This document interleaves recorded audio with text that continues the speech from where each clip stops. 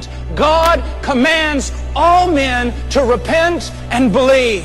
That today is the day of salvation. That you are to flee from the wrath to come. To flee from the law of Moses that condemns you into the city of refuge, who is Jesus Christ our Lord. Run to Him.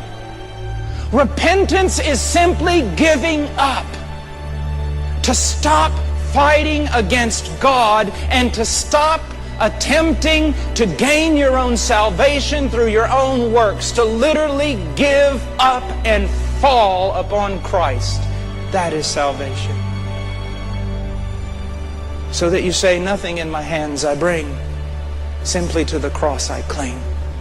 And when that seed grows in you to the point where you know that you're standing before God is 100 absolutely % based and founded upon the perfect work and merit of Jesus Christ, then you stand before Him with confidence, knowing that all your sins have been atoned for and that you are righteous in Christ.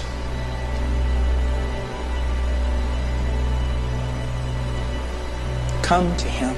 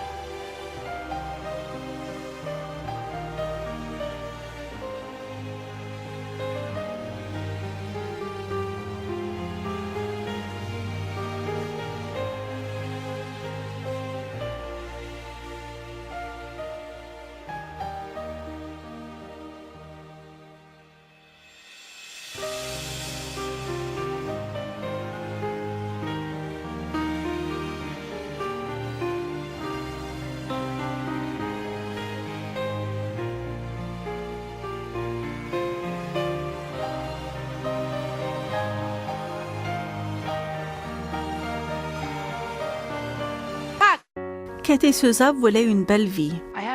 J'avais toute une série d'idées préconçues sur ce qu'était une belle vie. Je me disais que la belle vie, c'était travailler dans l'industrie du divertissement. La belle vie, c'était d'avoir de l'argent, être célèbre. C'est la belle vie. Katie voulait réaliser ses rêves. J'aimais beaucoup la radio et la musique. Je me suis dit que ce serait amusant de faire de la radio et j'ai commencé très jeune. J'avais 17 ans lorsque j'ai commencé à passer à l'antenne d'une radio. Puis, j'ai obtenu une place à la télévision. Comme caméraman, preneuse de son, je m'amusais beaucoup. Des occasions pour être actrice et mannequin suivirent, mais l'usage de drogue, qui avait commencé à son adolescence, se développa en une addiction très forte qui risquait de tout détruire. Je faisais toutes ces activités géniales, mais je me sentais toujours vide et horrible. Même si toutes ces bonnes choses m'arrivaient, je me sentais misérable et vide. Et je ne savais même pas pourquoi. Alors je prenais de la drogue. Je faisais différentes choses pour essayer d'être satisfaite. Katie fut choisie pour un rôle par Universal Studios, mais juste avant son interview, elle prit de la drogue. Je suis allée complètement défoncée à cette entrevue. Et le responsable chez Universal m'a regardée et a dit « Mais vous avez l'air d'une accro au crack. Sortez de mon bureau. » Et ça a été mon dernier échec. J'avais eu beaucoup d'occasions et je les avais toutes ratées, toutes. J'ai ensuite plongé entièrement dans le crime. Et je me suis mise à vendre de la drogue à temps plein, parce que j'en vendais déjà à tout le monde. Katie fut arrêtée 12 fois la même année pour divers crimes. Finalement, elle fut arrêtée par les autorités fédérales pour conspiration, fabrication de narcotiques et violation sur la loi des armes. Elle fut condamnée à 13 ans de prison. Je me battais avec les policiers. J'attaquais les gardiens. Ils me fouillaient chaque jour. Parce que chaque jour, je causais des problèmes avec les autres surveillants et les détenus. Je n'arrêtais vraiment pas d'être mise en isolement. C'était sans cesse. Finalement, après une année d'un comportement violent derrière les barreaux, Katie arriva au bout du rouleau. Je me suis retrouvée dans une cellule d'isolement qui n'était pas comme les autres. Il n'y avait pas de matelas. Il y faisait un froid glacial. Le sol était couvert d'urine, de vomi et de matière fécale. Et c'est là que j'ai eu la révélation que c'était la manière qu'avait choisi Dieu pour me parler. Tu vois, il fallait que tu en arrives à une cellule de cette catégorie pour être brisée. Je suis le seul à pouvoir te sauver de tout ça. Je me rappelle, effondré contre ce mur de béton glacial, que je me suis dit, je n'en peux plus. Je m'étais toujours battu contre tout le monde dans la rue. Maintenant, je me battais contre tout le monde en prison. Et je n'avais pas réalisé que je me battais même contre Dieu. Mais à cet instant, le Seigneur m'a dit, je veux que tu te soumettes à cette captivité, parce que tel est mon plan parfait pour toi. Katie pria pour devenir chrétienne. Elle lut la Bible et se mit à parler de ce qu'elle lisait aux autres détenus. Le seul livre qu'on avait, c'était la Bible. Je l'ai prise et j'ai commencé à la lire. Et je me rappelle que je me suis dit, mais c'est le meilleur livre que j'ai jamais lu de ma vie. C'est merveilleux. Et je la lisais d'un bout à l'autre, encore et encore. Et au fur et à mesure, le Saint-Esprit s'est mis à me montrer des versets au sujet des Israélites qui avaient été en prison. En lisant leur histoire, j'étais émerveillée, parce que c'était mon histoire aussi. C'était l'histoire de tous les malfaiteurs que je connaissais. Ça m'a vraiment réjoui et j'ai commencé à les enseigner à tout ce que je pouvais. Sa réputation de fille dure au caractère difficile se mit à changer. Les gardiens se mirent à appeler notre unité celle du troupeau de Dieu parce que tout le monde adorait Dieu. Il y avait des baptêmes dans les douches, des prières, il y avait une grande communion et la présence de Dieu était visible au sein même de notre captivité. Après avoir purgé 5 des 13 ans de sa peine, Katie remporta son appel et fut libérée anticipativement. Elle est libre à présent et sa définition d'une belle vie a complètement changé. Avoir une belle vie, c'est connaître sa raison de vivre et cultiver sa relation avec Dieu. Il m'est arrivé tellement de choses merveilleuses depuis que j'ai découvert ma raison de vivre. Pour commencer, très vite après ma sortie de prison, j'ai compris que je ne voulais plus rien avoir à faire avec la drogue. Voyez-vous, je suis tellement comblée par cette relation avec Dieu, si heureuse de cette chose spéciale que Dieu m'a demandé de faire, cette mission, ce livre, ce ministère, que je n'ai plus aucun désir de me droguer. Katie a écrit un livre sur les leçons qu'elle a apprises et la manière dont Dieu peut utiliser nos passages en prison pour nous préparer à la vie qu'il a pour nous. Il a un plan plus grand, meilleur et merveilleux. Et il veut utiliser notre captivité pour nous donner nos rêves, pour nous donner notre futur. Il nous aime tant qu'il a un plan pour notre futur. Et c'est bien plus meilleur que ce que nous pouvons penser. Il est merveilleux. Vous vous rendez compte? Katie a tout fait pour avoir une très bonne vie, être reconnue, faire partie des gens de bien, de la haute société. Et finalement, elle s'est retrouvée en prison. J'appelle cela le terminus. Mais un terminus divin, il y a des terminus comme ça, où quand vous avez tellement cherché, quand vous avez tellement lutté pour avoir l'argent, le bien-être, le matériel qu'il faut, la reconnaissance des hommes, il vous arrive d'arriver au bout du rouleau. Et ce bout du rouleau, ça peut être la mort pour l'enfer, ou par la grâce de Dieu, ça peut être la prison pour un terminus divin. Mes amis, est-ce que vous faites comme Katie? Quand j'étais jeune, il y a une chanson qui disait « Est-ce que tu sais ce que tu cherches? Est-ce que tu sais où tu vas? Quand tu regardes derrière, il n'y a pas de porte ouverte. Mais est-ce que tu sais ce que tu cherches? » En fait, ce que Katie cherchait, c'était le Seigneur, le seul qui pouvait combler son cœur, combler ce vide, lui donner cette reconnaissance. Parce que le Seigneur a toujours dit, tu as du prix à mes yeux. Elle avait du prix aux yeux du maître de la vie, de celui à qui appartient l'or et l'argent. Mais elle le cherchait ailleurs et elle n'a pas trouvé. Dans cette prison, à ce terminus, elle a enfin rencontré celui qu'elle cherchait depuis longtemps. Elle ne le savait pas, mais avec cette rencontre, elle a été totalement guérie, rafraîchie, restaurée et complète. Si vous faites comme Cathy, en cherchant des choses que vous n'allez jamais trouver, c'est comme chercher du vent. Vous ne voyez ni la couleur, vous sentez seulement ce vent. Il peut être très froid, il peut être très chaud et il peut ne pas vous faire du bien du tout. Courez dans les bras de Jésus. Aujourd'hui est un jour de salut, mes enfants. Dites tout simplement, mes amis, Jésus, mon esprit te cherchait, mais je ne le savais pas. Aujourd'hui, viens combler mon être intérieur, remplir ma vie, devenir le maître de ma vie et me combler de tes biens durables, parce que les biens du Seigneur sont durables. Il est le Dieu de l'éternité. Que Dieu vous bénisse et recherchez toujours ce Jésus dans sa parole. Et que Dieu vous bénisse.